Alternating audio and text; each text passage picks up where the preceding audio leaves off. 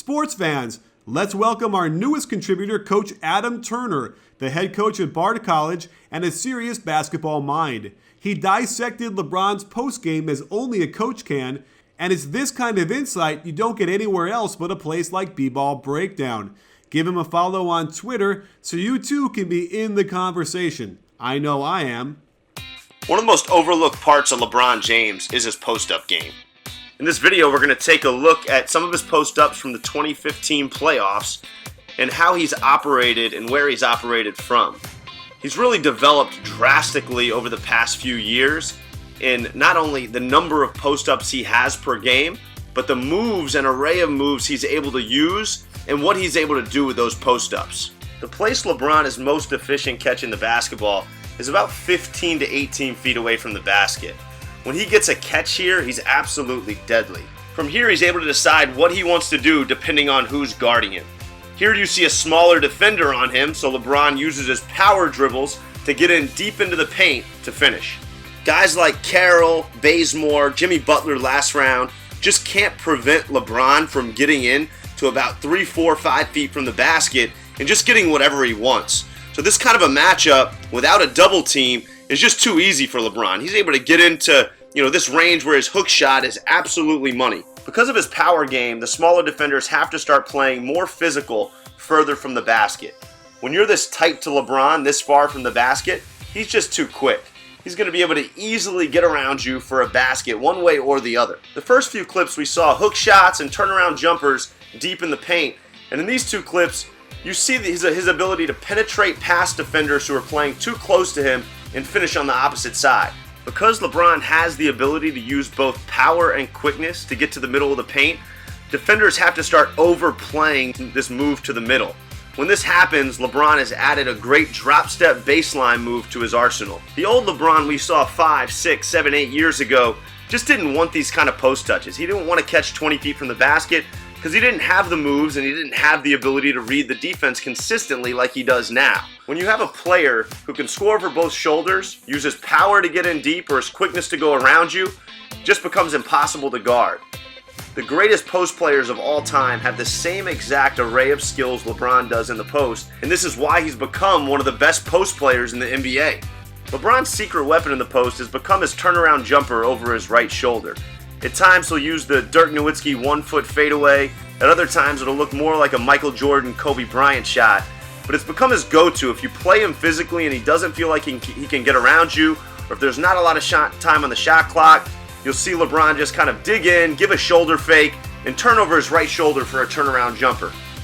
This is the kind of shot LeBron's going to be able to do, deep into his 30s. And it's the kind of move that, he feels comfortable at any time. I can get it off over anyone in the league, and it has a great chance to go in.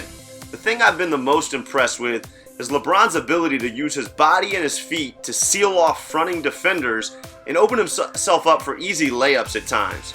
Here you see Teague fronting. He simply drives him up the lane with his feet, easy layup. Same thing here for Carroll. Drives him up the lane with his feet, easy layup opportunity. Jimmy Butler helps around, LeBron's able to seal him off with his feet and get a layup. One of the most frustrating things for defenders is LeBron can now turn any penetration or face-up move into a post-up, so it becomes literally impossible to keep him out of the post. You see him get to all of his little hook shots, turnaround moves, drop steps, just straight off penetration. Like here, he has Millsap in an isolation situation, and instead of even driving by him, you see him turn and start to crab dribble and get into his Dirk shot. Some of the quicker defenders feel great about keeping their chest in front of LeBron on drives, like you see Jimmy Butler do right here.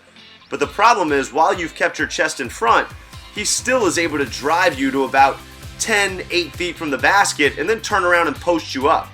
We've all known that since about 16 years old, LeBron has uncanny vision. He has the ability to pass that just can't be taught. That Magic Johnson, Jason Kidd, eyes in the back of your head type thing. When LeBron now posts guys up and he gets, inside 15, 10 feet from the basket, he's able to find cutters for easy layups. On these 3 clips, you don't even see the Hawks and Bulls bringing double teams. LeBron's just crab dribbling, surveying the court, and picking out the best player to pass to. Give Blatt a lot of credit. He started using LeBron a ton in these 15 to 20 foot post-up situations, and that's the best place that he can catch the ball. When LeBron catches outside the three-point line, he's just not as efficient. The natural inclination is you would think, we've got to double him. I've heard, Reggie, Chris Webber, Charles Barkley, a lot of guys talking about that on the broadcast, and that's just not the truth. LeBron is his most efficient in the post versus the hard double team. His ability to find open shooters is just deadly. The Cavs have been absolutely torching it from the three-point line, and LeBron getting doubled on his post-ups is a huge reason why. LeBron's development as a post player over the last 7 years has been amazing. In 2011, he couldn't really post up and score with multiple moves. Now you see him using 2, 3, 4, 5 moves at times and coupling that with his ability to pass. LeBron's been one of the most efficient players in the post this postseason. He's top 10 in post-up possessions, 6th in post efficiency, 4th in post points, 8th in post-ups per game, and 1st in post-ups for any non-power forward or center. In LeBron, the Cavs have, simply put, one of the best post players in the game. This postseason, he trails only Tim Duncan, Anthony Davis, Marc Gasol, Blake Griffin, and Brook Lopez, 5 of the best post players in the NBA in terms of efficiency scoring out of the post. He's ahead of guys like Zach Randolph, LaMarcus Aldridge, Paul Millsap, Dwight Howard, and even Pau Gasol.